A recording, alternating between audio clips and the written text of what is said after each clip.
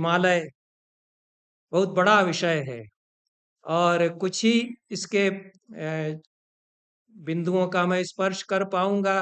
विवरणात्मक विषय है, इसमें बहुत गहराई में जाने के लिए तो अवकाश नहीं है। पर संस्कृत साहित्य में जहाँ जहाँ हिमालय के उल्लेख मिलते हैं प्राचीन काल से लगा करके, और अधिक से अधिक मध्यकाल के साहित्य पर मैं आऊँगा। संस्कृत में तो 21वीं शताब्दी तक, हमारे समय तक बहुत ही अच्छा लेखन, अनेक अच्छी रचनाएं आ रही हैं अभी भी, और उनमें हिमालय को लेकर के तो बहुत ही अद्भुत अच्छी रचनाएं हैं। उस पर मैं नहीं जा पाऊंगा। और माया जी चूंकि हैं तो मैं ये सूचना जरूर दे दूं कि ऐसी रचना मुझे हिमालय को लेकर के मिली जो कदाचित अन्य किसी भाषा में नहीं होगी। वो स्वामी चिन्मयानंद के गुरु थे, तपोवन स्वामी, और इतनी समृद्ध संपन्न उनकी संस्कृत है, और उन्होंने अपनी आत्मकथा लिखी है, तपोवन चरितम नाम से वो छपी है। बहुत ही प्रौढ़ परिष्कृत संस्कृत उनकी, अत्यंत ललित काव्यात्मक। और उसमें उन्होंने अपनी आत्मकथा लिखते हुए हिमालय पर वो कैसे गए, क्या क्या उन्होंने देखा, अद्भुत आध्यात्मिक अनुभूतियां जो हिमालय पर होती हैं, वहाँ के सारे परिवेश के बीच में, और वर्णन जो वहाँ के स्थानों का उन्होंने किया है उसमें बहुत काव्यात्मक। तो वह आधुनिक साहित्य में भी 20वीं शताब्दी में इस तरह की रचनाएं हिमालय को लेकर के खूब आई। महाकाव्यों में भी, गीति काव्यों में भी हिमालय के वर्णन आए। पर मैं प्राचीन साहित्य से ही चर्चा करूंगा। और हिमालय का वर्णन तो ऋग्वेद से ही आरंभ हो जाता है, जो दुनिया की सबसे पुरानी पुस्तक है, विश्व साहित्य का सब सर्वप्राचीन ग्रंथ है। तो हिमालय के उल्लेख वैदिक संहिताओं में मिलते हैं, और हिमवंत उसको, इस पर्वत को वहाँ कहा गया है। हम सभी जानते हैं कि हिम से बर्फ से आच्छादित है, तो हिमालय कहते हैं, हिमवंत कहते हैं। और ऋग्वेद में और अथर्ववेद में हिमवंत शब्द का प्रयोग अनेकत्र हुआ है। मैकडॉनल वैदिक साहित्य के अच्छे विद्वान हैं, बड़ा काम उन्होंने किया है। कुछ ऐसा भी काम किया है जो हम लोगों में से कोई नहीं कर पाया। वैदिक इंडेक्स जो उन्होंने बनाई है, उसका आए दिन मुझे उपयोग करना पड़ता है। इतनी अच्छी रेफरेंस बुक वैदिक साहित्य पर अभी भी अब नहीं बनी है। तो उन्होंने यह मत प्रकट किया है कि जो हिमवंत शब्द आया है ऋग्वेद और अथर्ववेद में, वो पर्वत विशेष के लिए न हो करके और संज्ञा के रूप में आया है। एक सामान्य संज्ञा है, जो जो पहाड़ बर्फ से ढके हुए हैं उन सबको हिमवंत कहा है। पर मैं समझता हूँ कि आर्य लोग, जब ये ऋग्वेद आदि की रचना हो रही थी, अथर्ववेद आदि की, उस समय इसी क्षेत्र में थे, उत्तर की ओर हिमालय के आसपास थे। तो जब जब वो हिमवंत कहेंगे तो हिमालय के शिखर, हिमालय की चोटियां और हिमालय पहाड़ से ही उनका आशय होगा।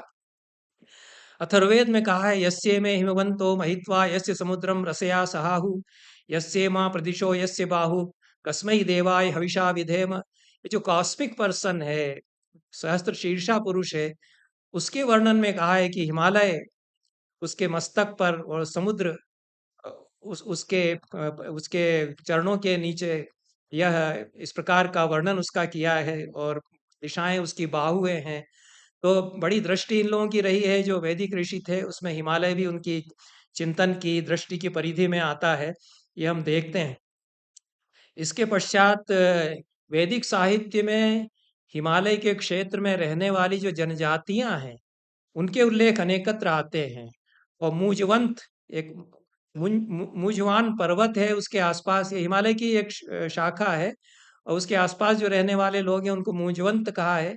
गांधार देश के लोग, जो जहाँ अफगानिस्तान आरंभ हो जाता है, वहाँ के आसपास के लोगों को तो गांधार कहा ही है।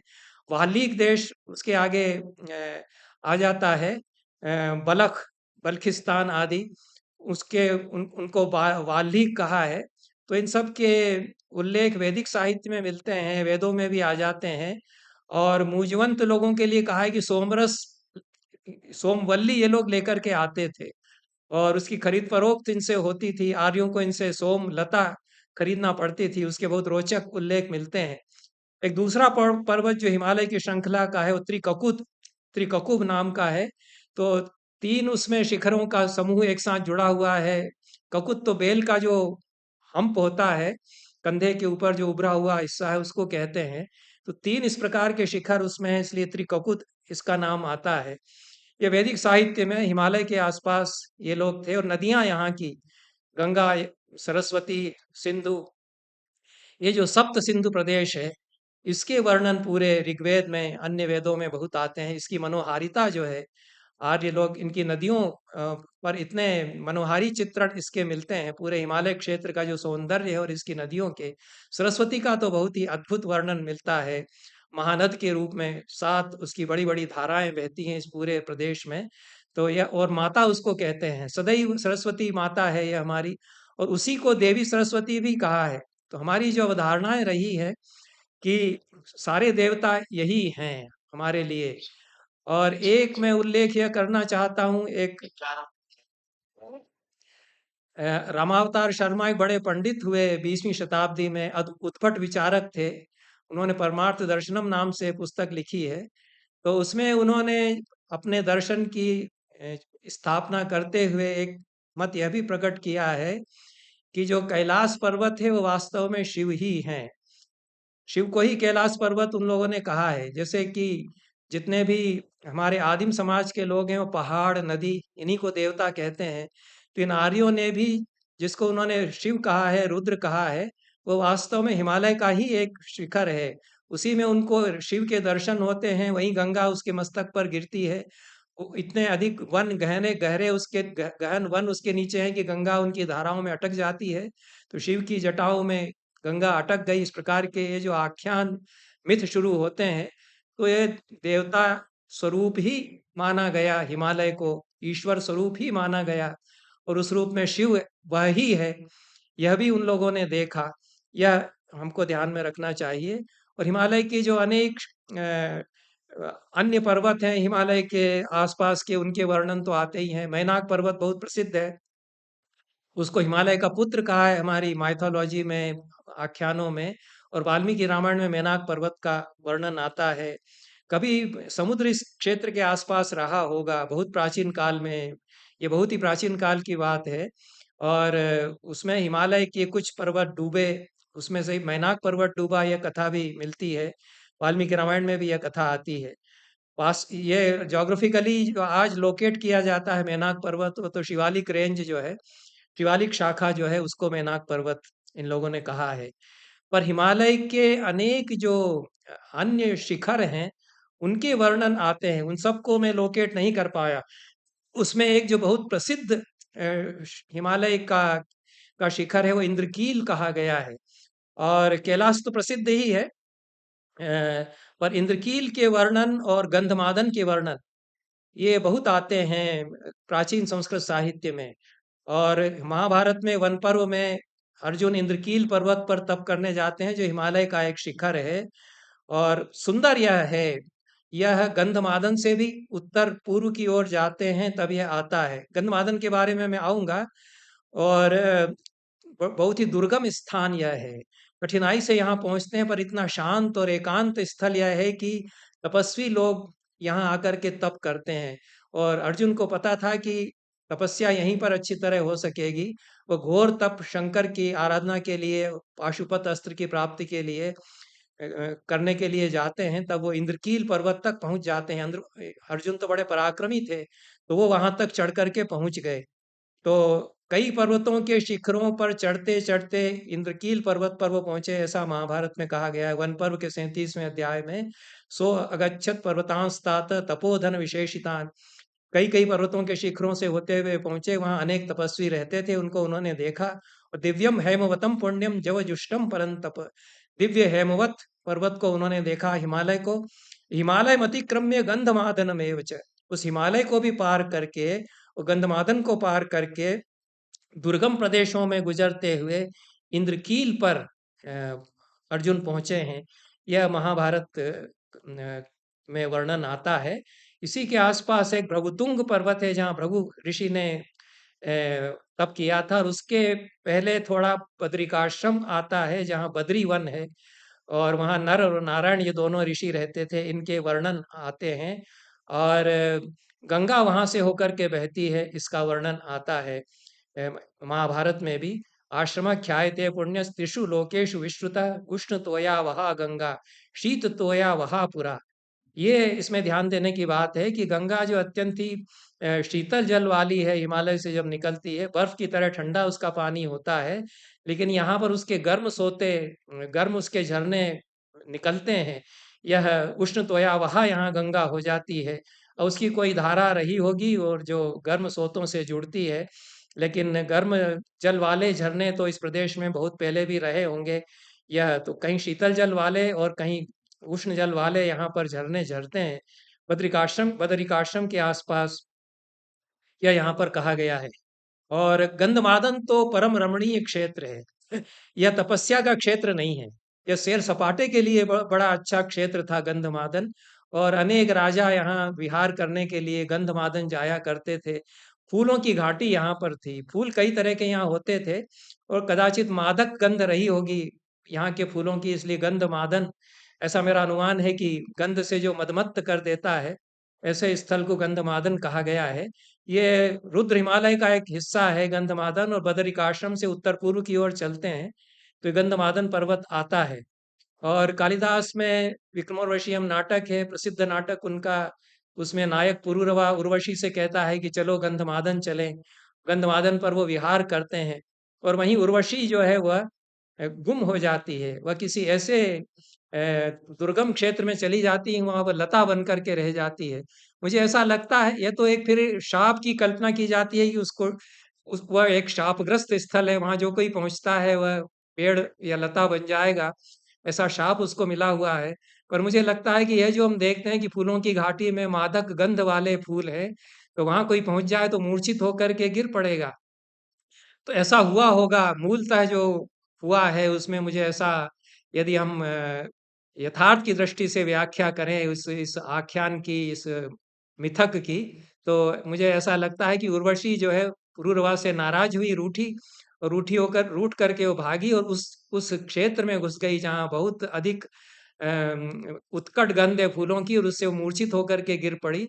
और पुरूरवा फिर बावले होकर के उसको ढूंढते फिरे, अंत में वो उनको मिल गई और पुनरुज्जीवित हो गई, उसकी मूर्छा दूर हुई। इस प्रकार से लता के रूप में कहानी में वो बन गई थी, उसको उन्होंने संगम मणि से छुआ तो फिर से वह सजीव हो गई। तो यह आख्यान मिलता है। तो ये गंधमादन विहार करने के लिए बड़ा ही सुंदर स्थल माना जाता था और संस्कृत में कवियों ने गंधमादन का वर्णन बहुत किया है। महाभारत में सबसे प्राचीन वर्णन इसका मिलता है।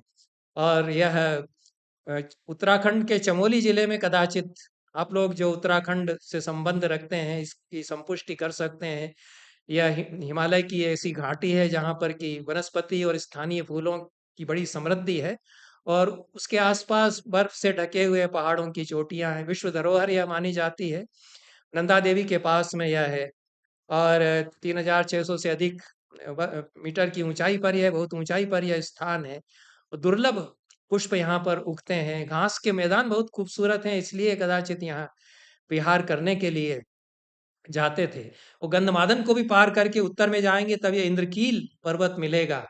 तो गंधमादन को, बदरिकाश्रम को पार करके और हिमालय की अनेक श्रृंखलाओं को पार करके अर्जुन इंद्रकील पर्वत पर पहुंचे थे और वहां पर कोई एक तपस्वी मिला, उसने उनको टोका कि आप यहाँ कैसे आ गए, आप धनुष टांगे हुए हैं और तपस्वियों की इस स्थली में आप यहाँ पर कैसे हो गए। शस्त्र को दूर करके यहाँ शांत होकर के बैठिए, शस्त्र का कार्य यहाँ नहीं है। शांतानाम एष आलय, शांत तपस्वियों का यह स्थान है। तो इंद्रकील पर्वत कुछ ऐसा स्थान था जहाँ पर कि अद्भुत अनोखी परम शांति सदैव छाई रहती थी। पर अर्जुन तो अस्त्र प्राप्ति के लिए तपस्या करने गए थे, इसलिए धनुष हाथ में लिए हुए ही वे पहुंचते हैं और तपस्या भी करते हैं। तो यह गंधमादन पर, गंधमादन से आगे इंद्रकील पर्वत पर अर्जुन हैं। और जब उनकी तपस्या पूरी हो जाती है तब वे वापस गंधमादन की ओर आते हैं। तब वो चार बाकी जो भाई हैं उनसे मिलने के लिए आते हैं। वो द्रौपदी के साथ निकल पड़ते हैं कि अब अर्जुन जहाँ है वहीं हम जाकर के मिलेंगे, उनके बिना हमको बड़ी बेचैनी हो रही है। तो वे लोग गंधमादन की तरफ आकर के घटोत्कच उनको रास्ता दिखाता है। ये भी पूरे रास्ते का वर्णन है जिसमें दूर दूर तक पर्वत श्रृंखलाएं हैं। यहाँ की जो जनजातियां हैं उनके वर्णन आते हैं। यहाँ विद्याधर, वानर, किन्नर, गंधर्व आदि यहाँ निवास करते हैं। धातुओं और रत्नों की खानें यहाँ बहुत ज्यादा हैं। वन पर्व में यह महाभारत के वर्णन आता है। तो पांडव इस स्थान को पार करके पहुंचते हैं और कई तरह के पशुओं और पक्षियों से भरा हुआ यह स्थल है। इनके नाम भी मिलते हैं पशु पक्षियों के, मयूर है, चमरी गाय है, वानर है, रुरु मृग है, एक विशेष जाति का मृग है, वराह है, गवय है, नीलगाय, महिष इत्यादि यहाँ पर है। और उसके आगे कैलाश पर्वत की तरफ वो लोग जाते हैं जो आश्चर्यों की खान है। फिर बदरिकाश्रम से भी गुजरते हैं और फिर नारायण आश्रम वहाँ देखते हैं जहाँ नर नारायण निवास करते थे। अब ये बदरिकाश्रम के संबंध में इसको बदरिकाश्रम क्यों कहा गया, हम सभी यह तो जानते ही हैं कि बद्री का बड़ा वृक्ष यहाँ था, या बद्री वन यहाँ पर था, इसलिए बदरिकाश्रम इसको कहा गया। और यहीं पर बादरायण व्यास रहे जिन्होंने ब्रह्मसूत्र की रचना की है। महाभारतकार व्यास भी वही हैं ऐसा माना जाता है। पर बद्री जो है, जो बेर हम यहाँ देखते हैं, वह कदाचित मेरी समझ से नहीं है। तो मेरा अनुमान यह है कि संस्कृत में सेव फल के लिए मुझे नाम नहीं मिला, और इस क्षेत्र में जो सेव फल होते हैं, यहाँ से जो लोग जाते हैं मैदानी इलाकों से, प्राचीन काल में जब सेव इधर नहीं होते थे और वो हिमालय के आसपास पहुंचे, कश्मीर में पहुंचे, तो उन्होंने उसी को बड़ा बेर समझा और उसको बद्री उन्होंने कहा। या तो सेव के लिए उन्होंने कहा है, या फिर ये बेरी कोई है।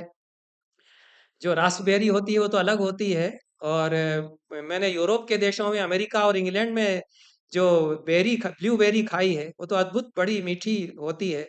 तो ये जो बदरी का वर्णन इसमें किया गया है, क्या रस से भरी, रस उसमें से चू रहा है, ऐसी बदरी यहाँ पर होती है, अत्यंत मधु चुआने वाली। तो वो कदाचित ब्लूबेरी जैसा जो कोई सुस्वादु फल है उसके लिए, या हो सकता है सेव फल के लिए कहा है। उसके वृक्ष यहाँ बहुत ज्यादा रहे होंगे, बदरिकाश्रम जिसको कहा है। तो यह मेरा अनुमान है। अब आप लोग जो विशेषज्ञ हैं यहाँ पर, वो इसको बता सकते हैं कहाँ तक यह सही है। लेकिन बदरिकाश्रम के वर्णन संस्कृत साहित्य में महाभारत के अतिरिक्त अन्यत्र भी आते हैं। और महाभारत में कहा गया है कि विशाल अग्निशालाएं यहाँ थी और श्रुआ भांड आदि रखे हुए थे, बड़े बड़े पानी के घड़े रखे हुए थे, यज्ञ की सारी सामग्री यहाँ रहती थी। बहुत झाड़ बुहार करके आश्रम यहाँ साफ किया जाता था। तो पहले भी ये बड़ा ही इस प्रकार का स्थान था जहाँ पर कि लोग निवास भी कर सकें।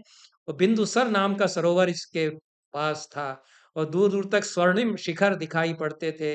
लाल कमल और नील कमलों से भरे हुए बहुत सारे सरोवर यहाँ थे। निकट में भागीरथी नदी बहती थी जिसके किनारे मणि और प्रवाल बांधे हुए लगते थे। मोती और रत्न यहाँ चमचमाते हुए लगते हैं, ऐसा कालिदास ने भी वर्णन किया है, अन्य कवियों ने भी वर्णन किया है। तो यहीं पर द्रौपदी ने सहस्त्र दल कमल देखे। अब सचमुच में हजार पंखुड़ियां होती हैं या कितनी होती हैं, लेकिन बड़े कमल हैं कि कई हजार पंखुड़ियां जैसे उनमें एक एक में है, ऐसा दूर से देखने पर लगता है। और सुगंध भी उनकी अद्भुत थी। तो द्रौपदी ने भीम से कहा कि मेरे लिए वो कमल एक कहीं वो लेकर के आओ, दूर से दिखाई पड़ते हैं लेकिन हम तो नहीं जा सकते वहां तक। और द्रौपदी के प्रेम के कारण भीम गए और वो स्वर्ण कमल, सुगंधित कमल, सहस्रार कमल जो है वो लेकर के आए थे। प्रेम तो असल में भीम ने ही किया द्रौपदी से सच्चा, सचमुच में। और द्रौपदी ने भी भीम को चाहा, खैर वो अलग प्रसंग है, उस पर मैं नहीं कहूंगा। लेकिन द्रौपदी भीम से ही अपनी सारी जो मन की बातें थी वो कहती थी, और निहोरा उन्होंने भीम से ही किया कि मैं, मेरे लिए लेकर के आओ उस तरह का कमल। तो भीम भी जितने ही बलशाली पराक्रमी हैं, वो बड़े हृदय रसिक भी हैं, प्रेम बहुत उनके मन में रहता है। तो इस स्थान पर पहुंच करके एक तो टकटकी बांध कर देखते रह गए कि क्या जगह है। उनकी सुंदर दृश्य पर आंखें उनकी अटकी रह गई। और फिर उन्होंने वहां पर पक्षी कूज रहे थे, भौरे गुंजार कर रहे थे, उसमें से उन्होंने, उनके मन, आंखें और कान वहां अटके रह गए उस सारे सुंदर दृश्य पर। और फिर उन्होंने एक ही कमल उन्होंने तोड़ा। द्रौपदी ने कहा था कि एक कमल ले आओ। तो ऐसा नहीं कि क्षत विक्षत कर दें और बहुत सारे तोड़ करके ले जाएं, काम ही नहीं है। एक केवल समर्पित करना है द्रौपदी को, तो एक कमल लेकर के यहाँ से गए। लेकिन ये जो वर्णन है गंधमादन का और फूलों की घाटियों का, ये महाभारत में बड़े ही सुंदर काव्यात्मक स्थल हैं। तो अब समय बहुत हो जाएगा, लेकिन मैं एक आध दो श्लोक पढ़ देता हूँ, या श्लोक न पढ़ करके मैं हिंदी में बता देता हूँ। श्लोक तो मेरे सामने है। और झरने झर रहे हैं पहाड़ के कंठ में, झूलते मोतियों के हार जैसे लगते हैं वो झरने। उस पर्वत की गुफाएं, कुंज, निर्झर सरोवर सभी बहुत मनोहर हैं। अप्सराएं उनमें रुंझुन करके चलती हैं, तो उनके साथ मयूर थिरक कर नाचने लगते हैं। उसकी चट्टानों पर दिग्गजों के दांतों के रगड़े जाने के चिन्ह बने हुए हैं। यहाँ हाथियों के बहुत वर्णन मिलते हैं और उनके बड़े बड़े दांत दिग्गज हैं। और वो अपने दाँतों को टकराते हैं, पहाड़ की चट्टानों से, शिखरों से भिड़ते हैं। ऐसे वर्णन कालिदास ने भी किए हैं, महाभारत में भी ये वर्णन है। और उन पहाड़ों के ऊपर से अनेक नदियाँ ढुलकती हुई चलती हैं, तो ऐसा लगता है जैसे उन पहाड़ों के कंधों से दुकूल सरक रहे हों। वहाँ के हरिणों ने भय का नाम नहीं जाना था, क्योंकि ऐसा स्थल है जहाँ पर कोई हिंसा का भाव है ही नहीं। तो पशु-पक्षी सब ऐसे विचरण कर रहे हैं, कोई खटका नहीं है। तो हिमालय के प्रदेश में पहले ये स्थिति थी, अब तो वैसी स्थिति नहीं रही। तो भीम जब वहाँ पहुँचे कमल तोड़ने के लिए, तो बड़ी-बड़ी आँखों से भीम को कौतुक से देख रहे थे कि कैसा आदमी आ गया। ऐसा हमने कभी नहीं देखा, लेकिन डर नहीं लगा उनको, क्योंकि वहाँ पहुँच कर के हिंसा का भाव नहीं हो सकता। पांडव शिकारी थे, शिकार करते थे हरिणों का। लेकिन यहाँ पहुँच कर के हिमालय के क्षेत्र में उन्होंने शिकार किया, ऐसा वर्णन नहीं मिलता। वनपरों में जहाँ रहते हैं जंगल में, वहां तो शिकार करके जीविका। वो बड़ा मार्मिक प्रसंग आता है कि युधिष्ठिर से द्वैतवन के सारे हरिण आकर के सपने में रो रो करके प्रार्थना करते हैं कि आप यहाँ से चले जाइए, क्योंकि आप लोगों ने हम लोगों की ऐसा हिंसा की है अपने भोजन के लिए कि हम लोग कम होते जा रहे हैं। तो युधिष्ठिर को बड़ी करुणा होती है, तो ये प्रसंग महाभारत में आते हैं। पर हिमालय में जा करके नहीं हिंसा इस तरह की करेंगे। तो इसलिए हरिणों को कोई डर ही नहीं है कि यहाँ आकर के हमको कोई चोट नहीं पहुंचाएगा, क्षति नहीं करेगा। तो आसपास जो है सिंह घूम रहे हैं, तरक्षु तेंदुआ जिसको कहते हैं, और जंगली हाथी बहुत सारे हैं, व्याघ्र हैं, वराह है, जंगली भैंसे हैं। इन सब का वर्णन किया है। और भीमसेन उस वन में प्रवेश करते हैं तो कई कई हजार पक्षी एक साथ चहचहाते हुए उड़ते हैं। इस सब का वर्णन जो है किया हुआ है। और ये लंबे वर्णन है गंधमादन और हिमालय के महाभारत में। और जो व्यास का आश्रम है, व्यास तो बार बार हिमालय में रहते हैं, वो महाभारत में अवतरित होते हैं, पांडवों से मिलने हस्तिनापुर तक आते हैं। और फिर व्यास आश्रम का भी वर्णन यहाँ पर आता है, जो बद्रिकाश्रम में भी था। और सारे तीर्थों का वर्णन करते हुए बार बार हिमालय की ओर दृष्टि जाती है, महाभारत काल की। और यहाँ कितनी पावनता है, कितने सारे तीर्थ यहाँ हैं, पुण्यमय प्रदेश हैं, बहुत कल्याणकारी हैं। यहाँ मनुष्य कितना पुण्य लाभ करता है, इसको बार बार कहा गया है। यहाँ के लोगों का भी वर्णन किया है, और यह कहा है महाभारत में कि बहुत कठिन परिश्रम करते हैं यहाँ के जो निवासी हैं। और कुछ लोग तो ऐसे हैं, बहुत कठोर परिश्रम करने पर किसी तरह जीविका यहाँ चला पाते हैं। ऐसा संघर्ष उनको करना पड़ता है। यह भी महाभारत में शांति पर्व में जो तीर्थों का वर्णन है, लेकिन यहाँ की जनजातियों का, यहाँ के निवासियों का वर्णन करते हुए ये बात भी हिमालय में कही गई। तो एक जो समस्या आज भी हम देखते हैं, थोड़ा सा आभास उसका हिमालय के बारे में व्यास को था, और उन्होंने इसकी ओर संकेत किया है। सभा पर्व में जो सारी युधिष्ठिर का जो सभा भवन बनाया गया, अद्भुत सभा भवन उनका बना, बड़ा ऐश्वर्यमय, जिसमें कि जहाँ जल है वहाँ स्थल का भ्रम होता है, स्थल है वहाँ जल का भ्रम होता है। मैदानों बड़ा भारी शिल्पी था, बड़ा बड़ा आर्किटेक्ट था, उसने बनाया उनका।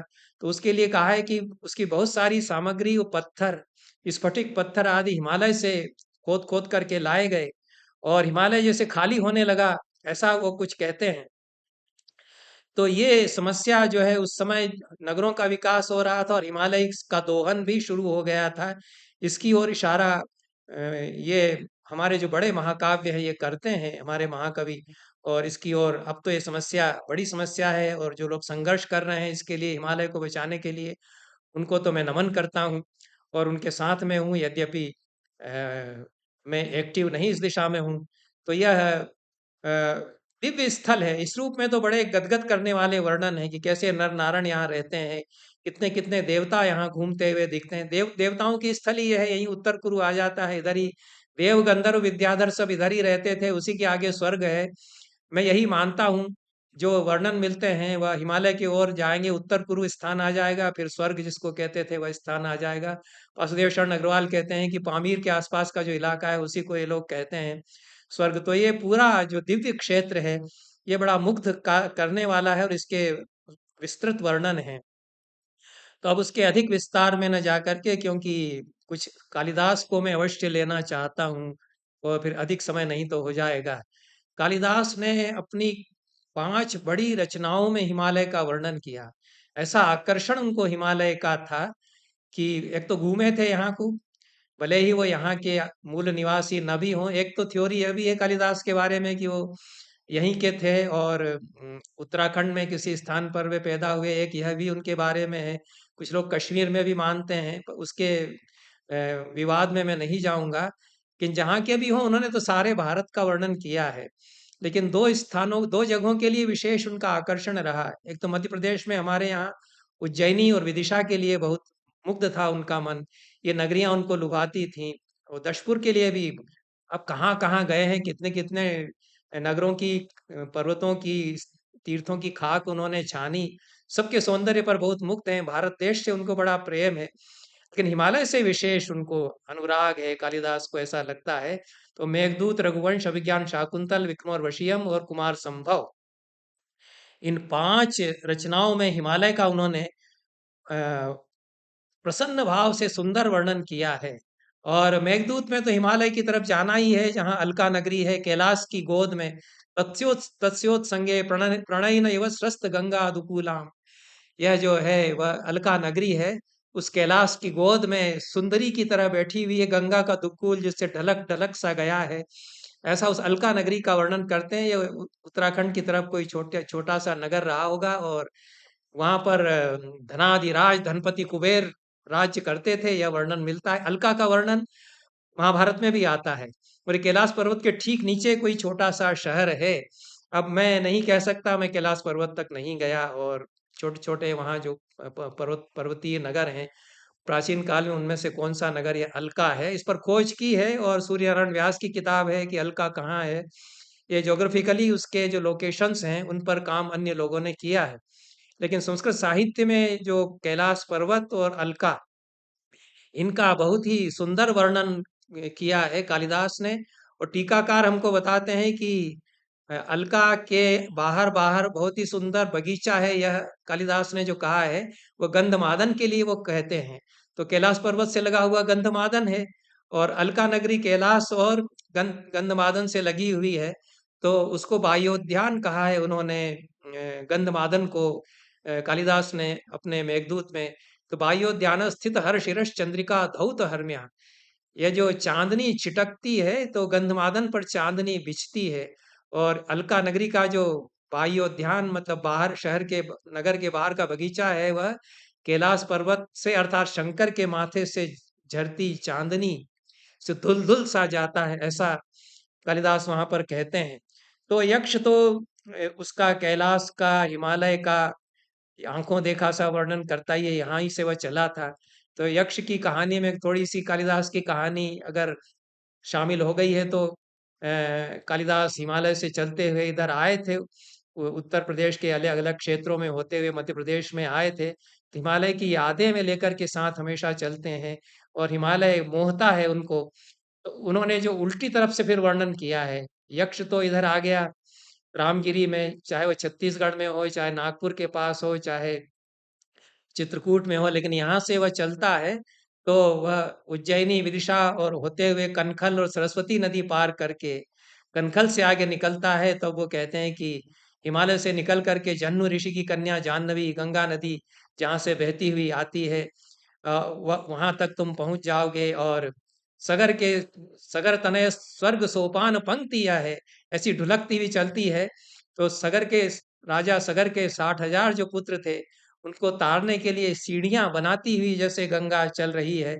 और वह स्वर्ग से पहले शंकर की जटाओं पर गिरी, तो ऐसा लगा जैसे बहुत ही ढीठ प्रेमिका शिव के मस्तक पर उतर आई हो, और चंद्रमा को अपनी लहरों के हाथों से छू छू कर उनके केशों को पकड़ करके झिंझोड़ रही हो। लेकिन शंकर ने फिर उसको ऐसा अपनी जटाओं में समझ करके, अपनी जटाओं में ऐसा उसको बांध लिया कि वहीं फंस कर के रह गई। लेकिन ये गंगा नदी जिस प्रकार से चंचल होकर के बहती है, इसको कालिदास ने जो देखा था, तो बहुत ही चंचल होकर के वहां से थिरकती हुई बहती है, हिमालय से ढुलकती हुई जो चलती है, उसका वर्णन उन्होंने किया है। गौरी वक्त्र प्रकुटि रचनाम या विहस्य व फैनैहि शंभोः केशक ग्रहण मकरोद इंदु लग्नोर्मि हस्ता, ये बड़े काव्यात्मक वर्णन है इनमें। कविता बड़ी आनंददायक कविता है। प्रेमिका जो है केश पकड़ के झिंझोड़ती है, यह तो कामशास्त्र की एक चेष्टा है। और वो शंकर की प्रेमिका बन जाती हैं। पार्वती आंखें तरेर कर उनको देखती हैं।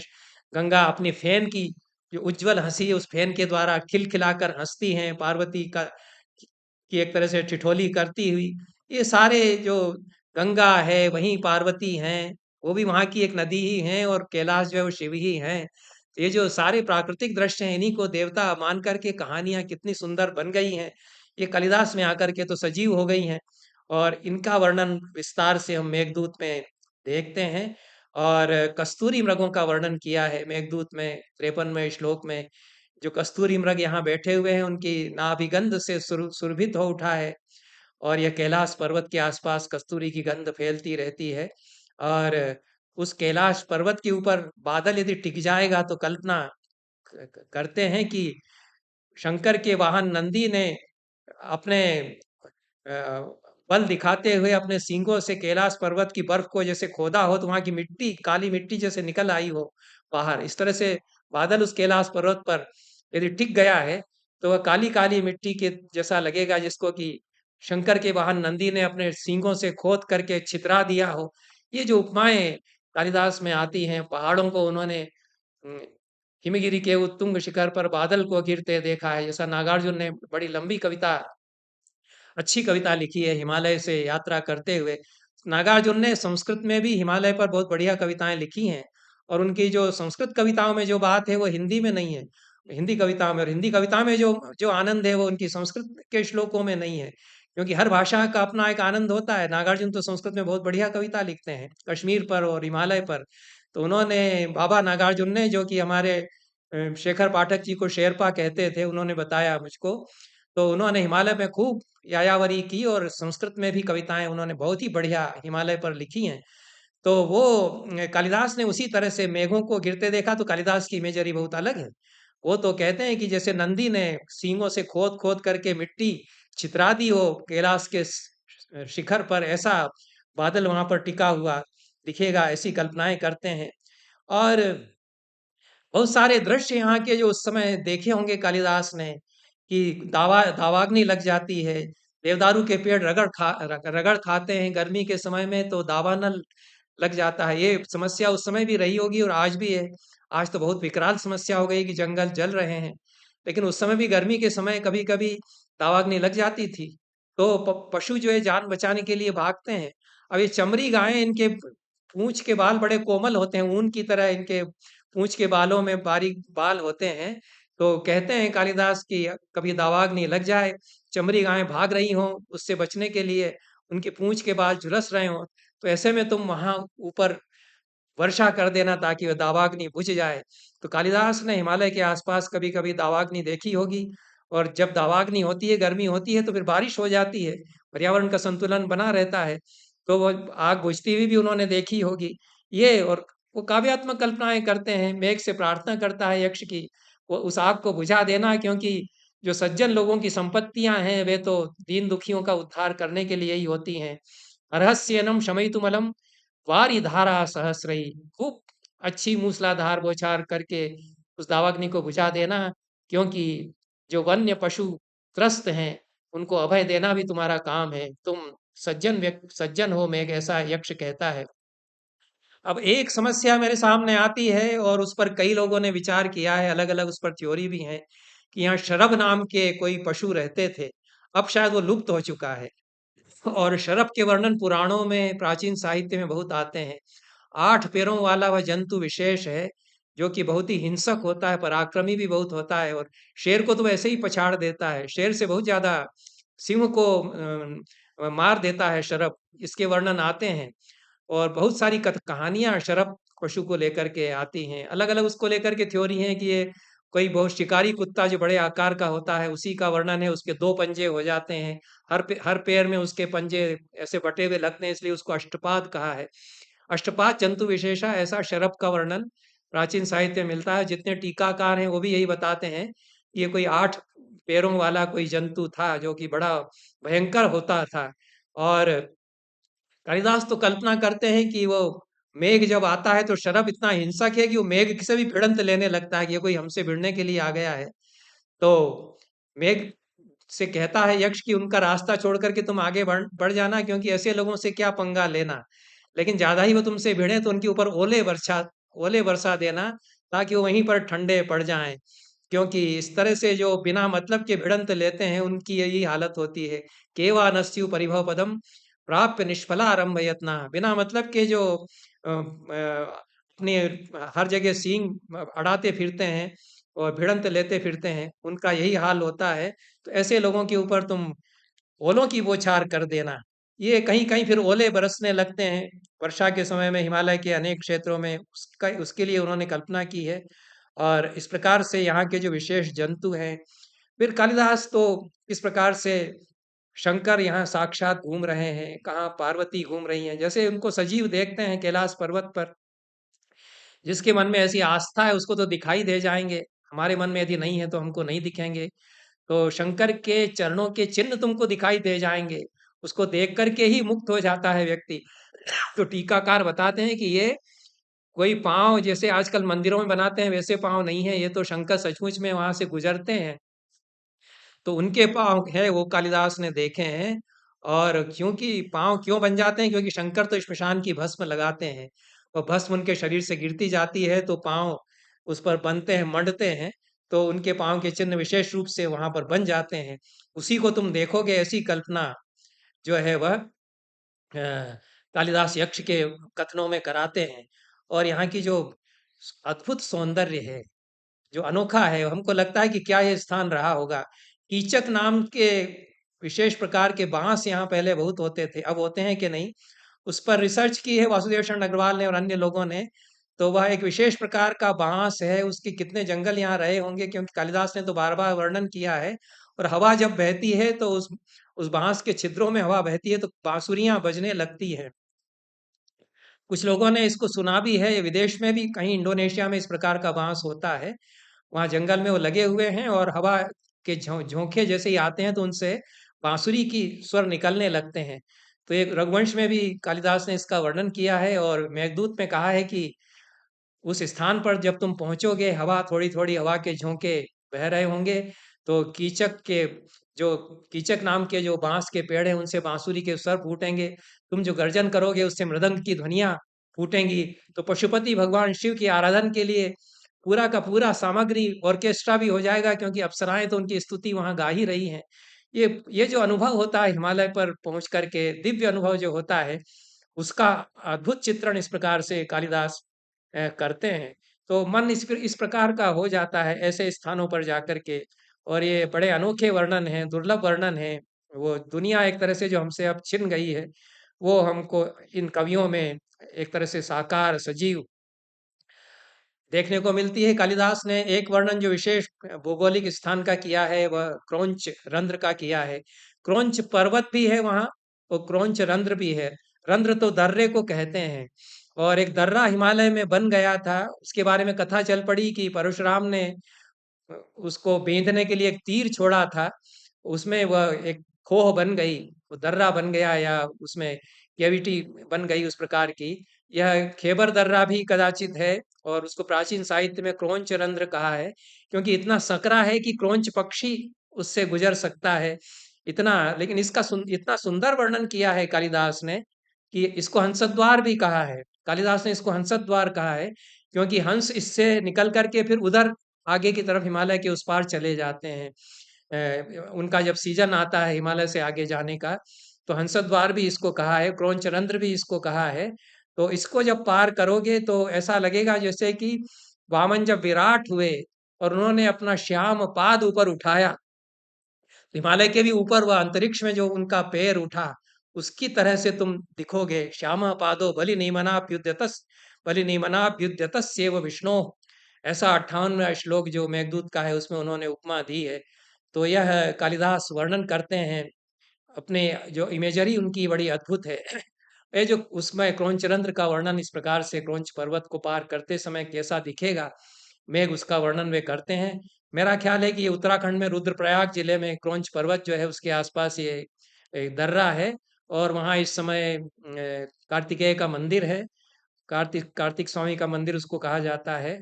और कार्तिकेय के दो ही मंदिरों का वर्णन मुझे मिला, क्योंकि दुर्लभ होते गए हैं। कार्तिकेय की पूजा फिर केरल में, दक्षिण में तो बहुत होती है। हमारे यहाँ पहले कार्तिकेय के मंदिर थे, और उज्जैन के पास देवगिरी पहाड़ है, उस पर कार्तिकेय का मंदिर था, यह भी मेघदूत में वर्णन है। और फिर यहाँ इधर आता है, उसमें कार्तिकेय का उल्लेख कालिदास ने नहीं किया है, पर ये क्रौंच पर्वत और इसके पास यहाँ पर कार्तिकेय के मंदिर उस समय थे, यह उल्लेख पुराणों में और अन्यत्र मिलता है। तो यह कैलाश पर्वत का वर्णन किया है कालिदास ने, खूब सुंदर और अद्भुत कल्पनाएं करते हैं। कैलाश पर्वत के वर्णन में उन्होंने कहा है कि शंकर जब तांडव के समय अट्टहास करते हैं तो उनकी उजली हंसी बिखर जाती है, वही बर्फ के ढेर बन करके और पर्वत बन जाता है। श्रृंगोच्छ्राही कुमुद विशदई यो वितत्य स्थिता कम। इस प्रकार से राशीभूत प्रतिदिनमिव त्र्यंबकस्याट्टहास। त्र्यंबक या तीन नयन वाले भगवान शिव जब अट्टहास करते हैं संध्या के समय, तांडव के समय, हंसी का रंग सफेद माना जाता है कविता में, तो उनकी हंसी बाहर बिखरती चली जाती है, वही बर्फ की ढेर बनती चली जाती है, वही कैलाश पर्वत बन गया है, ऐसा कालिदास कहते हैं। और उसके ऊपर जब टिक जाएगा मेघ, तो कालिदास यक्ष के द्वारा कल्पना करते हैं कि खूब अच्छी तरह से पीसे गए चिकने काजल की तरह से तुम, और इतना चमकता हुआ चमकता कैलाश पर्वत, वो उसके ऊपर जब तुम टिक जाओगे, स्निग्ध श्याम अंजन की तरह से तुम, तो कैसे तुम दिखोगे कि बलराम के ऊपर जैसे कि नील जो दुकूल है वह डाला गया हो। बलराम का रंग एकदम सफेद माना जाता है। तो हंसन न्यस्ते सती हलभ्रतो मेचके वास सीव, ये कल्पना करते हैं बलराम भी बड़े बलशाली पहलवान उस तरह की काया के हैं, और वे नीला पिता अंबर अपने कंधे पर डालते हैं, लेकिन रंग से बहुत गोरे हैं। तो उससे उपमा कालिदास यहाँ पर देते हैं, कैलाश पर्वत पर जब बादल टिक जाता है। तो मेघदूत में तो इस तरह के वर्णन हैं, लेकिन रघुवंश और कुमार संभव में जो वर्णन है वो भी उतने ही मनोहारी हैं। और हिमालय बहुत लुभाता रहा है कालिदास को। और रघुवंश में तो रघु की दिग्विजय का वर्णन करते हुए ये कितनी बड़ी दृष्टि है कि रघु दिग्विजय करते हुए इधर वंश नदी को पार करके उधर पहुंचते हैं जिसको आक्सस कहते हैं, वहां के आगे जहां पर आजकल गांधार देश, अफगानिस्तान और उसके प्रदेश हैं, वहां तक विजय करते हैं। और इधर दक्षिण में वो केरल तक जाते हैं। तो सारे भारत को अपनी दृष्टि में रखते हैं कालिदास जब वर्णन करते हैं, सारे भारत के सारे स्थानों का वर्णन करते हैं। लेकिन ये जो है उत्तर दिशा की तरफ रघु बढ़ता चला गया, और किस प्रकार से वह आगे बढ़ा तो उत्तरापथ में पहुंचा, और उत्तर कुरु के प्रदेशों को उसने देखा, सिंधु नदी के किनारे पहुंचा, उसके घोड़ों ने यहाँ विश्राम किया सिंधु नदी के किनारे। घोड़ों की आदत है कि वो फिर आराम जब करते हैं तो पीठ के बल लेट करके और लोट पलोट करते हैं गधे और घोड़े। तो विनीताद्व श्रमास्तस्य सिंधु तीर विचेष्टनई दुदुर्वाजिन स्कंधान लग्न कुंकुम केसरान।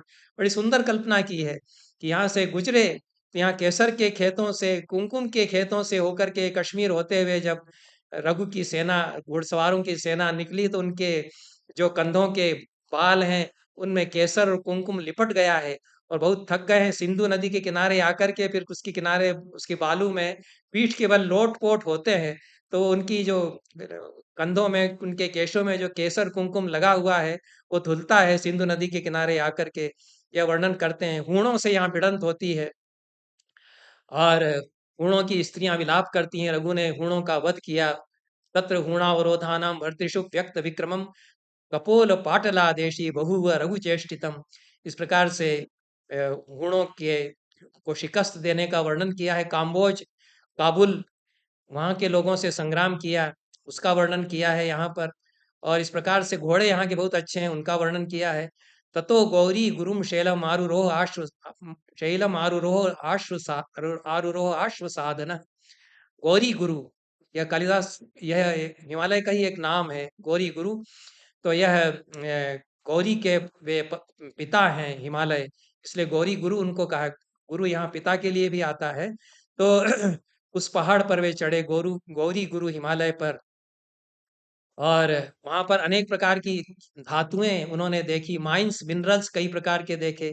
इनका खूब वर्णन कालिदास ने किया है। कई प्रकार की धातुएं यहाँ चमकती हुई, रात को चमकती हुई दिखती हैं। औषधियां यहाँ पर इस प्रकार की चमकती हैं। अब दिखती हैं या नहीं मैं नहीं जानता, लेकिन कालिदास ने वर्णन किया है कि रात के अंधेरे में औषधियां वे चमकती हैं, तो वे दिए की तरह बन जाती हैं यहाँ के जनजातियों के लोगों के लिए। गुफाओं में वे चमकती हैं, तो वे दीपक का काम करती हैं उनके लिए। इस प्रकार के वर्णन उन्होंने यहाँ के जो जनजाति के लोग रहते हैं उनके वर्णन किए हैं। भूर्ज वृक्ष का वर्णन कालिदास ने किया है, जो भोजपत्र का पेड़ यहाँ होता था। तो भोजपत्र तो मैंने देखे कश्मीर यात्रा में, और हिमालय के आसपास थोड़ी यात्रा जो मैंने की उसमें बहुत पतला पत्ता उसका होता है, और कैसे निकलते हैं लिपटे हुए पेड़ में, चारों ओर उसकी तने से भोजपत्र के जो भूर्जपत्र के जो पत्ते हैं, और कैसे उनको धीरे से निकालते होंगे कि पूरा कागज उससे निकल आए इस प्रकार से। तो उनका वर्णन कालिदास ने किया है, भूर्ज के वृक्षों का। और वे नीचे गिरे हुए हैं तो उन पर चलते हैं सैनिक, तो मरमर की ध्वनि होती है और संगीत उससे बनता है, यह कालिदास ने वर्णन किया है। तो इस प्रकार से विस्तार से वर्णन है रघुवंश में भी। लेकिन एक बड़ा अनोखा वर्णन मुझे मिला महाभारत में भी, वह है, वो छूट गया था। महाभारत में असल में हिमालय का वर्णन में देखता गया, लेकिन ये जो दिग्विजय यात्रा करने जाते हैं अर्जुन और सहदेव भी हिमालय के आसपास के प्रदेशों में, तो यहाँ के लोगों से जो उनके युद्ध होते हैं, तो यहाँ के लोगों के वर्णन खूब किए गए हैं महाभारत में भी। और एक जो हिमालय के आसपास पहुंचते हैं ये लोग, तो महाभारत में कहा गया है कि उत्सव संकेतों को इन्होंने देखा। और ये कालिदास भी कहते हैं कि हिमालय के आसपास जब वो गुजर रहे थे तो उत्सव संकेत स्थलों को उन्होंने देखा। तो ये महाभारत में भी वर्णन आता है और कालिदास में भी वर्णन आता है। वासुदेव शरण अग्रवाल का अनुमान ये है, बल्कि उनका निष्कर्ष ही यह है कि ये जो जो युवक युवती हैं उनके मिलने के लिए स्थान हुआ करते थे। हिमालय के आस जो प्रदेशों में जो आदिवासी लोग रहते हैं, वहाँ के लोग रहते हैं, उनमें युवक युवतियों को मिलने के लिए कुछ स्थान निर्धारित कर दिए जाते थे। हमारे यहाँ बस्तर में गोटुल इनको कहते हैं। तो वहाँ भी जब 10-12 साल के हो जाते हैं लड़के लड़कियां, तो उनको कह देते हैं कि तुम लोग जाकर के गाओ बजाओ। घोटुल एक स्थान होता है, वहाँ वो शाम को मिलते हैं, गाते बजाते हैं, एक दूसरे से परिचय करते हैं। तो ऐसे स्थान यहाँ पर कि लड़के लड़कियां उत्सव मनाते हैं और नाचते हैं, उनको उत्सव संकेत कहा है, क्योंकि संकेत जो है प्रेम की भाषा के लिए संस्कृत में आता है। तो यहाँ संकेत करके और पहुंचते हैं नौजवान लड़के लड़कियां, किशोर लड़के लड़कियां, और मिलते हैं, उत्सव करते हैं। तो हिमालय के क्षेत्रों से गुजरते हुए रघु ने भी ये गोटुल जैसे स्थान देखे, उत्सव संकेत देखे, और अर्जुन जब यहाँ से निकले तो उन्होंने भी इनको देखा। इस प्रकार से हिमालय का वर्णन कालिदास ने किया है। अब समय बहुत होता जा रहा है, मैं कुमार संभव से जरूर थोड़ा सा अंश पढ़ूंगा। और भी कवियों ने वर्णन किया हिमालय के। फारवी ने इंद्रकील का वर्णन किया है, क्योंकि उन्होंने तो अर्जुन की तपस्या की कहानी को लेकर के ही महाकाव्य अपना लिखा। तो अन्य अनेक कवियों ने हिमालय का वर्णन किया है। बाद के जो महाकवि हैं, भट्ट लक्ष्मीधर बहुत बड़े कवि हैं। चक्रपाणी विजय उनका बड़ा महाकाव्य है, उसमें बाणासुर तपस्या करता है, हिमालय पर जाकर के शंकर प्रसन्न होते हैं, वहां भी हिमालय के वर्णन है। लेकिन कुमार संभव में जैसा वर्णन है, वो संस्कृत साहित्य में सबसे सुंदर जो हिमालय के वर्णन है उनमें से एक है, या सबसे सुंदर ही उसको कहना चाहिए। और विश्व साहित्य में इतना बढ़िया वर्णन हिमालय का अन्यत्र कदाचित नहीं मिलेगा जितना कुमार संभव में कालिदास ने किया है। पूरा का पूरा कुमार संभव हिमालय पर ही घटता है, हिमालय ही उसका लोकेल है, हिमालय पर ही कैलाश है, हिमालय पर ही अ, पुत्री पर्वत पुत्री पार्वती होती हैं, यहीं वो तपस्या करती हैं, यहीं शंकर उनसे मिलते हैं। केवल थोड़ी देर के लिए दूसरे स्वर्ग में देवता ब्रह्मा के पास जाते हैं, उतना एक प्रसंग दूसरे लोकेशन में है, वो भी कह सकते हैं कि वो भी देवता भी तो उधर ही हैं। तो पूरा का पूरा जो कुमार संभव है वह तो हिमालय और उसके आसपास घटित होता है। कालिदास यहाँ रमते हुए चलते हैं, हिमालय को देखते देखते यहाँ रमते हुए। तो अस्त्युत्तरस्याम दिशि देवतात्मा हिमालयो नाम नगाधिराज, इसके साथ शुरू करके जो विस्तार से पहले सर्ग में वर्णन किया है हिमालय का, बहुत ही ग्राफिक विशद चित्रण कालिदास का है, जिसमें कहते हैं कि उत्तर में गिरिराज हिमालय है, जिसको कि सबने देवता स्वरूप स्वीकार किया, देवता ही इसको माना है। यह जो धारणा है हमारी कि पहाड़ नहीं है, वह तो देवता ही है, यहाँ के लोग जैसा मानते थे उसी को कालिदास ने भी स्वीकार किया। और वहीं पर हिमालय, वहीं पर जो पर्वत पुत्री है वही हिमालय की कन्या मान ली गई, वही देवी मान ली गई।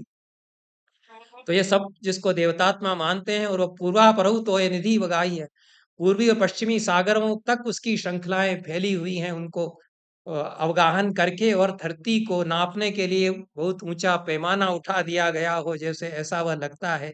रत्नों का अनमोल खजाना है, और बर्फ उसके ऊपर ढकी हुई है, लेकिन बर्फ से उसकी जो सौंदर्य है वो कम थोड़ा ही होता है, क्योंकि इतना अनूठा सौंदर्य है कि जिसमें कई कई गुण हो, उसके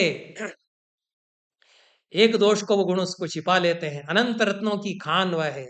तो बर्फ ठंडी वहां पर है इतनी ज्यादा, इसकी तरफ ध्यान नहीं देना चाहिए, क्योंकि कितने रत्न, कितनी औषधियां इससे प्राप्त होती है। रंग बिरंगी कितनी औषधियों का मेला यहाँ पर लगा रहता है, अद्भुत कहते हैं। बादल जब उसके शिखरों पर आकर के टिक जाते हैं तो सांझ घिर जाती है, अप्सराएं आकर के यहाँ पर विहार करती हैं। यहाँ की रंग बिरंगी जो औषधियां हैं उनको वो चुनती हैं, उनसे श्रृंगार करती हैं। यहाँ के फूलों पर, इसकी ढलानों पर मेघ फिसलते हुए जाते हैं। पहाड़ के शिखर ऊपर ऊपर है, मेघ नीचे नीचे ढुलकते हुए चलते हैं। और जब बौछार होती है तो सिद्ध तपस्वी मेघों के भी ऊपर चले जाते हैं। पानी की बौछार यदि लगती है तो जो तपस्वी लोग यहाँ के हैं वो इसके किसी और ऊंचे शिखर पर चले जाते हैं, जहाँ पर पानी से न भींगे।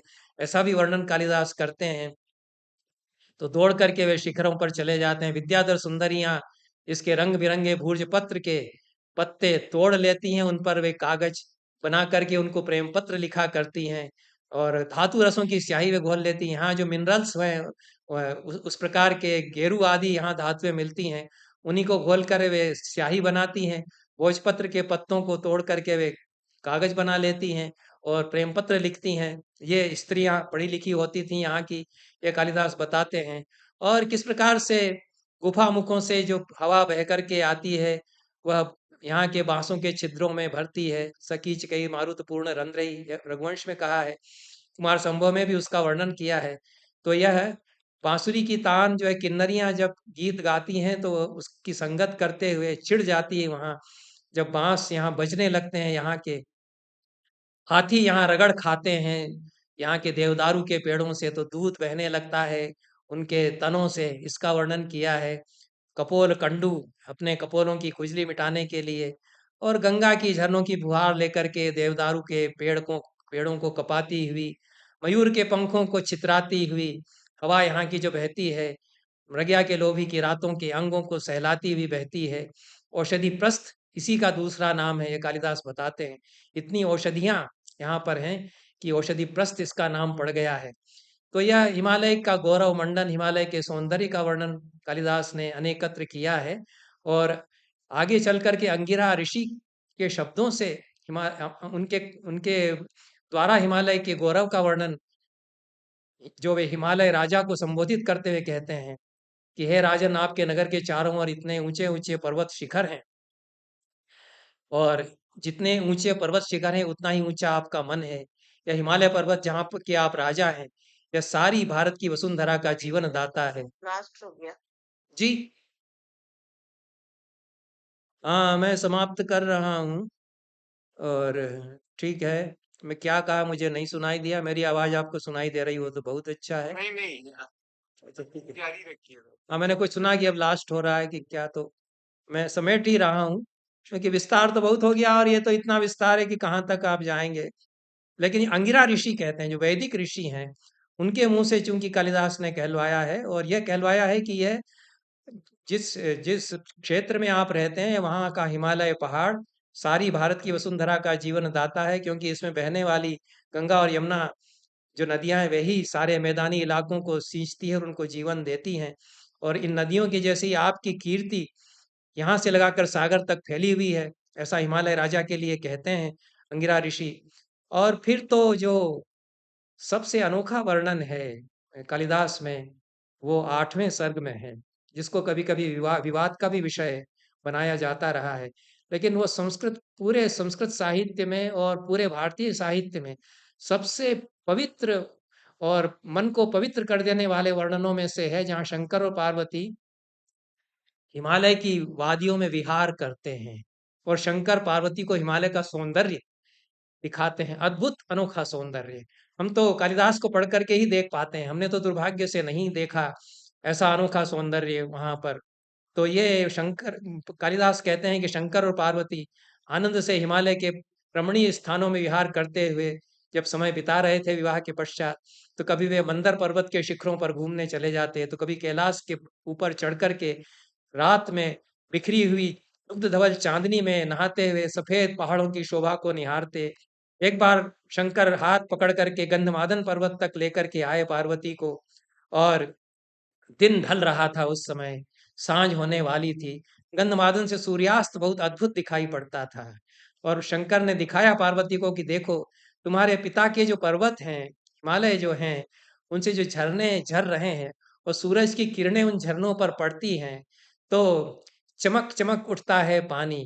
और मुग्ध होकर के शिव निहारते रह जाते हैं कि जो झरनों की जो फुहारें हैं, उन पर सूरज की किरणें जब पड़ रही थी तो कितने कितने इंद्रधनुष बन जाते हैं। यह तो हिमालय पर तो हमने नहीं देखा, लेकिन हमने तो जबलपुर में जो नर्मदा का प्रपात है, धुआंधार है, उसमें भी देखा कि उसकी जो उसकी जो फुहारें ऊपर उठती हैं, उसपे से अगर किरणें निकलती हैं सूरज की, तो इंद्रधनुष उसके ऊपर तनने लगते हैं। तो यह दृश्य गंधमादन से कितना अद्भुत दिखता होगा कि तुम्हारे पिताजी के पहाड़ से जो झरने बह रहे हैं, डूबते हुए सूरज की किरणें उनके ऊपर, अब डूबते हुए सूरज की किरणें उस प्रकार से पहुंच पाएंगी, तो उससे कितने कितने इंद्रधनुष तन गए हैं देखो। फिर कहते हैं कि जैसे जैसे सूरज ढलता है, वो इंद्रधनुष सिमटते चले जा रहे हैं, धीरे धीरे वो इंद्रधनुष जो कि बहुत लंबे होकर के बिछ गए थे पूरे पहाड़ी इलाके में, वो सिमट रहे हैं। और चकवा चकवी जो केसर के गुच्छे चक कर के चीख रहे थे, अब वो लग रहा है कि बिछुड़ रहे हैं। पश्चिम के कोने तक सूरज टिक गया है और झील जो सरोवर है हिमालय के नीचे, उनमें उसकी किरणें बिछती हैं, उनकी परछाई होती है। तो ये जो दृश्य कई बार हम देखते हैं कि ढलते हुए सूरज की किरणें तालाब में यदि गिरती हैं, तो कालिदास ने कहा कि वो सोने का पुल बन गया है। एक किनारे से दूसरे किनारे तक जैसे सोने की परत बंध गई हो, तो सोने का पुल बनाया गया हो। तो जो तापनीयमिव सेतु बंधनम, सूरज ने जैसे अपनी किरणों के हाथ फैला करके और सुनहरा सेतु बना दिया हो सरोवर के इस किनारे से उस किनारे तक, ऐसा कालिदास कल्पना में वर्णन करते हैं। ये तो दृश्य दिखाई ही पड़ता है, तो उन्होंने वर्णन किया है। तो जितना सुंदर काल्पनिक है, उतना ही यथार्थ भी यह है। और बनेले सुअर अपने सींगों से, अपने दांतों से खोद रहे हैं और मथ करके रख देते हैं जो कीचड़ भरा पानी है उसको। गाढ़े कीचड़ में दिन गुजार करके संध्या के समय वे बाहर आ रहे हैं, विकट दांत अपने दिखाते हुए सूअर बनेले यहाँ के, उसका वर्णन किया है। तो धीरे धीरे अंधेरा गिरने लगता है। ये जो हिमालय पर सांझ है, वो जो नीरवता धीरे धीरे होती है, इसको धीरे धीरे जब हम पढ़ते हैं तो ऐसा अद्भुत मन में शांति उतरती है। और इस सर्ग को लेकर के विवाद उठाया जाता रहा है। ये इतना पावन सौंदर्य का वर्णन है, पूरा पूरा का पूरा हिमालय का लोकेल इतना बड़ा कैनवस खुलता जाता है। इसको जब हम पढ़ते हैं तो ये कोई मयूर निश्चल बैठा है, वो सूरज को ताक रहा है, थोड़ी सी किरणें बची हुई उसके ऊपर से गुजर रही हैं, तो सूरज की ओर ताक रहा है। आश्रम में, कुटियाओं में, आंगन में जो पेड़ हैं मुनि कन्याओं ने जो लगाए हैं, उनके थालों में पानी उन्होंने डाला है। और पक्षी जो है उस पे जल पीने के लिए जुट रहे हैं। गायें लौट रही हैं यहाँ के आश्रमों में सांझ जब गिर रही है। यह तो जैसे जैसे अंधेरा गहराता है, तो जैसे तमाल वन सामने नजर आने लगा हो, ऐसा अंधेरे अंधेरे में जो पेड़ है वो तमाल, अंधेरा जो है तमाल के पेड़ जैसे नजर आता है। और इस प्रकार से कहीं कहीं जो क्षितिज पर लालिमा दिखाई पड़ती है, उससे लगता है कि जैसे रक्त से सनी हुई तलवार खिंची हुई सामने दिख रही हो। अद्भुत कल्पनाएं जैसे कालिदास ने यहाँ पर की हैं। और गहरा अंधेरा, क्योंकि वहां पर तो बिजली तो उस समय है नहीं, लाइट तो है नहीं, घनघोर अंधकार जो है। तो ऐसा लगता है कि जैसे सारा का सारा संसार जो है वह अपनी माँ के गर्भ में चला गया हो, गर्भस्थ शिशु बन गया हो।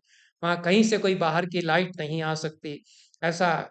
और अंधेरे के परतों को कोई भी प्रकाश नहीं छेद पा रहा, ऐसा अंधकार की परतों में पूरा प्रदेश गर्भ में गुपचुप सोए बच्चे की तरह बन गया है, ऐसा कालिदास कहते हैं।